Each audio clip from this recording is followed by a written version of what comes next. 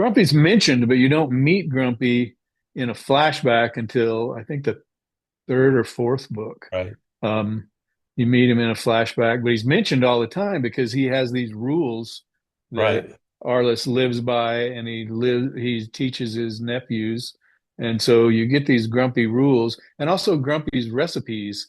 Grumpy, because he's raising these two grandsons on his own. Um, the grandmother has passed away. She passed away actually the year Arliss is born, so you get to meet her as well in Backtrack, and she's awfully cool person. But and you get to see why part of why Grumpy is the way he is, why he really instills these rules within the boys, and where those rules come from. Do they come from him or her, or where do they really come from?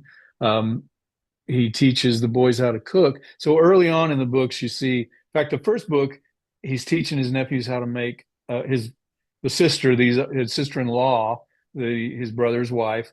His brother's passed away. Arliss has loved her from the time they met. He met her first. The brother stole her away when he was 16.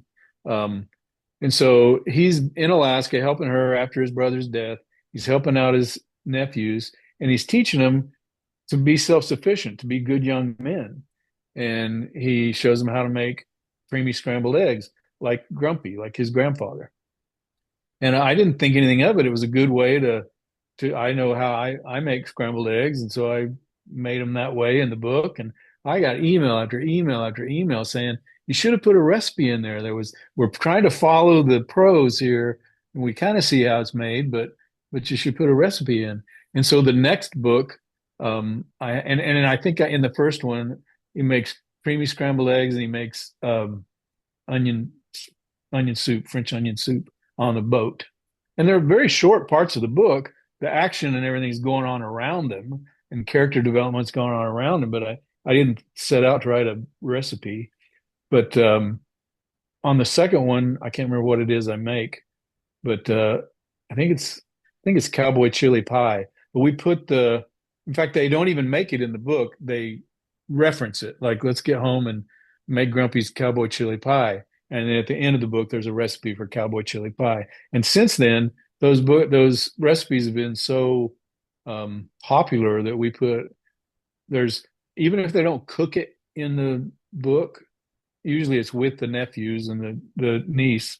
Even if they don't cook it in the book, they reference it, and then that recipe ends up in the back. Those all generally go back to Grumpy. I had my paternal grandfather. His name is Otis. He's the one that first took me hunting and fishing, and my dad, was a young guy working and trying to make ends meet, and so my grandpa's the one that took me out, and I would help him build fence. I say I would help him. I would hold the staples, and he would build the fence. From the time I was very young. And then my grandmother, my maternal grandmother, um, adventurous woman, widowed from the time I was a year old, traveled all over the world, and she would pick up me and my sister and take us places. And so I just sort of put my paternal grandfather, my maternal grandmother into a grumpy personality, and that's who ended up becoming grumpy. And I believe that we'll have some grumpy only books coming up. I think you want to give your characters time to breathe. And I don't ever want Arliss and Mim and Lola, those characters are so dear to me that I don't ever want them to become mechanical. I want them to be able to grow and progress.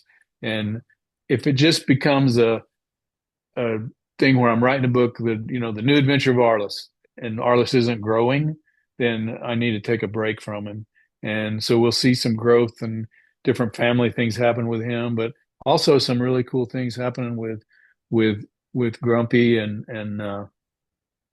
his past. And he started off life as a special forces sergeant back in during the Cold War. And so there's all kinds of stuff that I've alluded to in earlier books that we can have some great adventures and explore these characters like like oh